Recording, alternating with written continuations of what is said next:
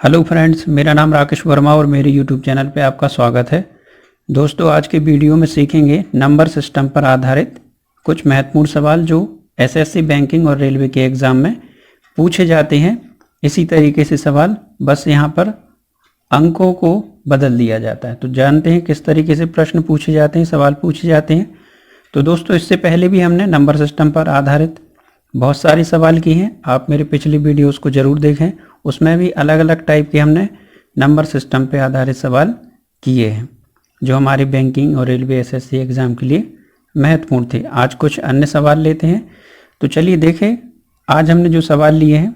तो पहला सवाल लिया है कि हम इस तरीके से दिया रहेगा प्रश्न में या सवाल में कि किसी दो अंकों की एक संख्या और उसके अंकों के स्थान परिवर्तन से बनने वाली संख्या का अंतर 54 है और उस मूल संख्या के दोनों अंकों का अंतर क्या होगा। तो देखिए दोस्तों, हम सवाल को समझते हैं कि सवाल कह क्या रहा है। हम वैसे ही वैसे करेंगे। तो दोस्तों, ऐसे सवालों को करने की ट्रिक होती है, ट्रिक पे भी चर्चा करेंगे। पहले जान लेते कि सवाल क्या कह रहा है, हमें किस तरीके से हल करना है। सवाल कह रहा है दोस्तों कि किसी दो अंकों की एक संख्या, दो अंकों की एक संख्या मतलब इकाई और दहाई मिला के एक संख्या है। तो हमने मान लिया इकाई अंक बाय है और दहाई अंक एक्स है। ये दो अंकों की संख्या हो गई। एक्स बाय दो अंक है, एक्स एक अंक है, बाय एक अंक है। तो मान लिया कि दो अंकों की एक क्या है, संख्या है और उसके अंकों के स्थान परिवर्तित करने पर इनके स्थान परिवर्तन कर दें, मतलब बाय की जगह एक्स कर दें, एक्स की जगह बाय कर दें। तो हम इसको लिख लेते हैं इस तरीके जैसे सवाल ने कहा है। उनके अंकों के स्थान परिवर्तन से बनने वाली संख्या का अंतर, मतलब इनसे जो संख्याएं बन गई है इनका अंतर इन्होंने बता दिया है कि 54 है। तो उस मूल संख्या के दोनों अंकों का अंतर क्या होगा। तो हमें वह मूल संख्या जो रहेगी उनके बीच का अंतर निकालना है। मतलब दो अंकों की एक संख्या मिलेगी, हमें उनके बीच का अंतर निकालना है। मतलब हमें x और y का अंतर निकालना है कि क्या होगा। तो जब भी दोस्तों हमें इस तरीके से क्वेश्चन आता है कि दो अंकों की संख्या दी हो और उनके स्थान बदल कर उनका अंतर दिया हो हमें, तो ऐसे सवालों को हल करने के लिए जो हमें अंतर दिया रहता है, आपको उस अंतर में दोस्तों 9 से भाग दे देना है। तो आपका डायरेक्ट आंसर आ जाएगा मूल संख्या के दोनों अंकों का अंतर। ये आपका आंसर आ जाएगा। 9 से भाग देंगे तो कितने बार आ जाएगा, 6 बार। 9 6 हो जाएगा 54।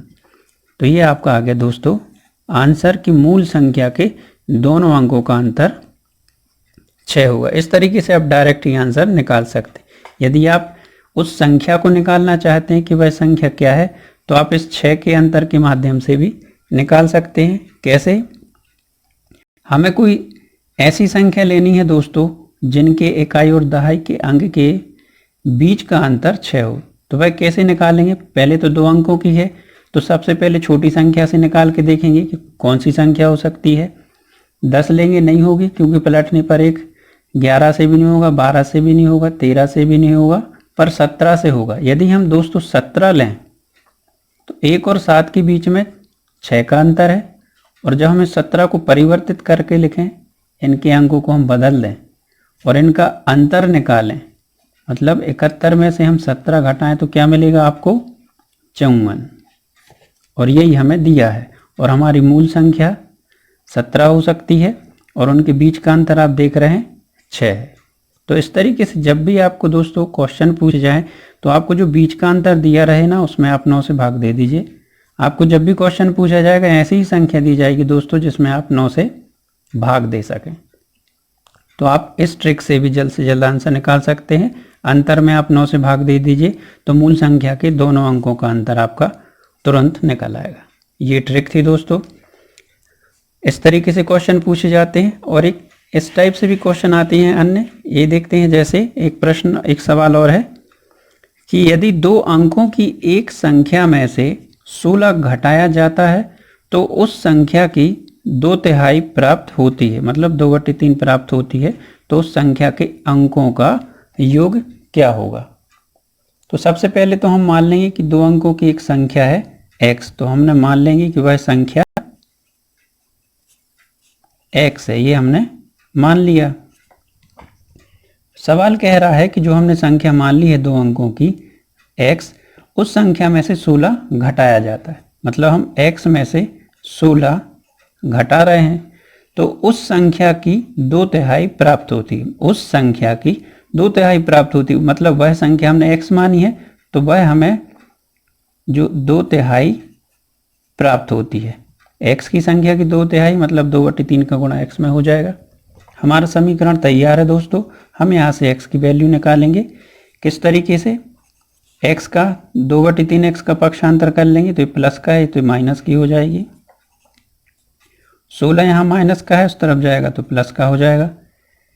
अब इसको हल करेंगे तो ये देखिए 3 का x में गुणा होगा तो हो जाएगा 3x और माइनस ये रहा आपका 2x, तो 3x में से 2x घटेंगे तो हमें मिलेगा सिर्फ x/3 और बराबर 16।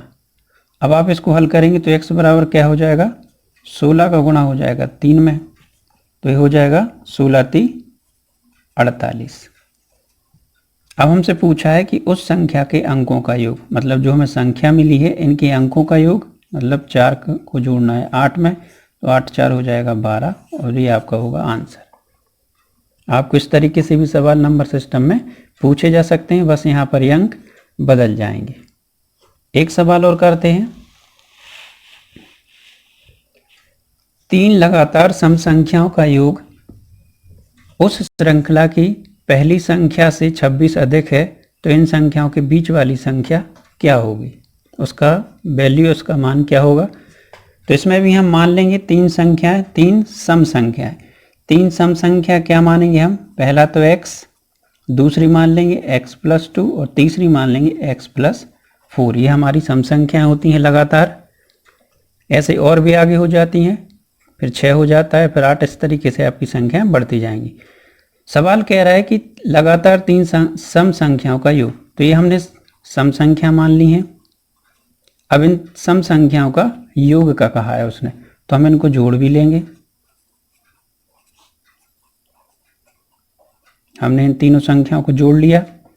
फिर वह कह रहा है कि उस श्रृंखला की पहली संख्या से 26 अधिक है। पहली संख्या x है और x से 26 अधिक है, मतलब x से 26 अधिक है। हमारा समीकरण बन गया दोस्तों।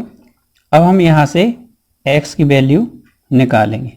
यहाँ पर हम x जोड़ लेंगे तो 1 2 3, 3x हो जाएगा। 4 और 2 जोड़ जाएंगे तो 6 हो जाएगा और यहाँ x प्लस ये हो जाएगा 26। अब हम पक्षांतर कर देंगे। 3x, ये x इस तरफ आएगा तो माइनस का x हो जाएगा, यहाँ 26 ही रहेगा और ये 6 जब पक्षांतरित होगा तो माइनस का 6 हो जाएगा। 3x में से 1x घटेगा तो 2x हो जाएगा और बराबर 26 में से 6 घटेगा तो 20 हो जाएगा। इस तरीके से हमें यहाँ पे x बराबर हो जाएगा 20/2 मतलब 10, क्योंकि 10 बार कट जाएगा। सवाल कह रहा है हमें x मिल गया 10 और पूछा गया है कि इन संख्या में बीच वाली संख्या क्या होगी। तो बीच वाली संख्या है x+2, हम x की जगह 10 को रख देंगे तो क्या हो जाएगा 10, x की वैल्यू और ये 2, तो ये हो जाएगा 12 और यही आपका आंसर है। तो देखा दोस्तों, आपको इस तरीके से क्वेश्चन आएंगे, यहाँ पर वैल्यू चेंज रहेंगी, तो आपको इस तरीके से क्वेश्चन को इस तरीके से समझ के करना है। तो दोस्तों आज की वीडियो में बस इतना ही। आगे और भी नंबर सिस्टम पर आधारित सवाल करेंगे दोस्तों। तो दोस्तों वीडियो अच्छा लगा हो तो मेरे वीडियो को लाइक करें, अपने दोस्तों के साथ शेयर भी करें और मेरे चैनल को सब्सक्राइब करना ना भूलें। Thank you.